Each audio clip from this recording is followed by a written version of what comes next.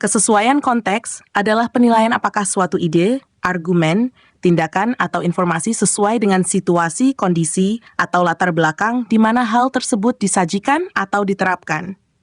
Kesesuaian konteks sangat penting untuk memastikan bahwa keputusan yang diambil, tindakan yang dilakukan, atau komunikasi yang disampaikan dapat dipahami dan relevan dalam situasi tertentu.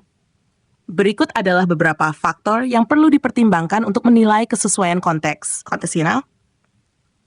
Konteks ini mencakup lingkungan fisik, waktu, dan keadaan khusus di mana sesuatu terjadi. Keputusan atau tindakan harus sesuai dengan kebutuhan dan tuntutan situasi tertentu. Contoh, mengambil keputusan bisnis berdasarkan data pasar yang ada saat ini, bukan data masa lalu yang sudah usang. 2. Konteks sosial. Konteks sosial berkaitan dengan norma-norma, nilai-nilai, dan harapan sosial dalam suatu kelompok atau masyarakat. Tindakan atau kata-kata harus sesuai dengan norma sosial agar diterima oleh kelompok yang terlibat. Contoh, saat berkomunikasi di lingkungan kerja yang formal, penggunaan bahasa resmi lebih sesuai daripada bahasa santai yang mungkin digunakan dalam pergaulan sehari-hari. Konteks budaya. Konteks budaya melibatkan kebiasaan, nilai, dan pemahaman yang berasal dari latar belakang budaya tertentu. Menyadari konteks budaya sangat penting dalam situasi lintas budaya agar tidak menyinggung atau menyebabkan kesalahpahaman. Contoh, memberikan hadiah di beberapa budaya dianggap sebagai bentuk penghormatan, sementara di budaya lain, hal itu mungkin dianggap tidak pantas dalam konteks profesional. Konteks emosional. Setiap individu membawa emosi tertentu ke dalam situasi yang berbeda. Memahami keadaan emosional orang lain membantu menyesuaikan tindakan atau kata-kata agar lebih tepat dan tidak memperburuk situasi. Contoh, memberikan kritik kepada seseorang yang sedang stres perlu dilakukan dengan hati-hati agar tidak memperburuk keadaan emosional mereka. Konteks lingkungan. Konteks ini mencakup kondisi fisik atau teknis tempat sesuatu diterapkan.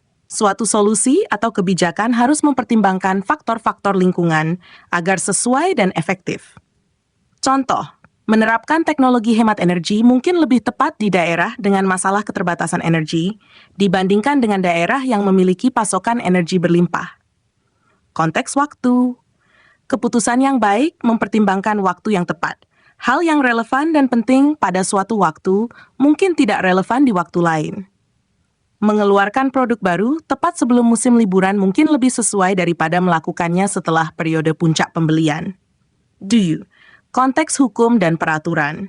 Setiap tindakan atau kebijakan juga harus sesuai dengan hukum dan peraturan yang berlaku dalam suatu wilayah.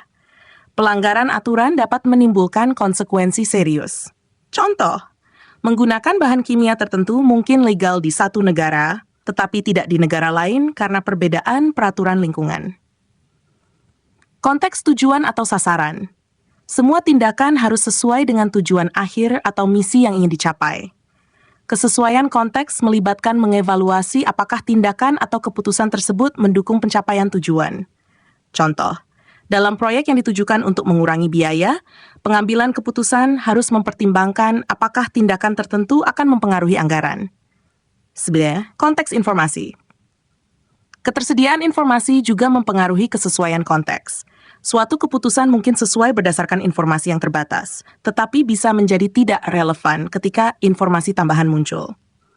Contoh, memutuskan untuk menginvestasikan dana di pasar saham berdasarkan laporan keuangan yang terbaru dibandingkan dengan laporan yang sudah tidak relevan. Konteks komunikasi. Cara komunikasi perlu disesuaikan dengan audiens, tujuan, dan media yang digunakan. Misalnya, presentasi bisnis mungkin memerlukan format yang lebih formal, sedangkan komunikasi di media sosial bisa lebih santai. Contoh, cara Anda mengkomunikasikan informasi teknis kepada kolega ahli di bidang tersebut mungkin berbeda dengan cara Anda menjelaskan hal yang sama kepada publik awam. Cara menilai kesesuaian konteks.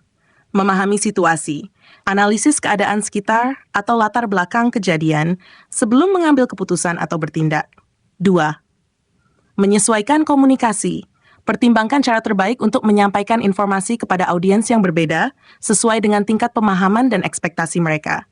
Memperhatikan sensitivitas. Pastikan bahwa tindakan tidak menyinggung atau melanggar norma sosial, budaya, atau etika yang berlaku. 4. Evaluasi relevansi. Apakah keputusan atau solusi yang diambil relevan dan sesuai dengan keadaan saat ini? 5. Fleksibilitas.